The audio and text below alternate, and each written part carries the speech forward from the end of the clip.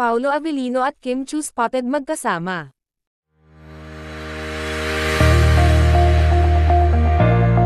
Matapos ngang mag-concert itong si Paolo Avellino galing Nueva Ecija, ay lumipad na ito patungong Maynila.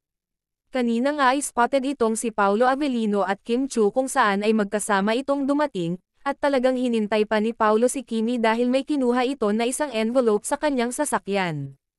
Sa isang kuha naman ng isang netizens, ay nakahalik itong si Paolo Avellino kay Kim. Samantala, kanina sa It's Showtime, ay tila napansin ni Vong Navarro itong si Kimi na kakaiba ang mga ngiti, kung saan ay tinanong nga ito ni Vong. Ba't ang saya-saya mo? Wag na wag mong itanong. Wag mo na itanong sa akin. Basta ang mahalaga, masaya ka. Masaya kami Di ko rin para naman sasabi. Aray ko.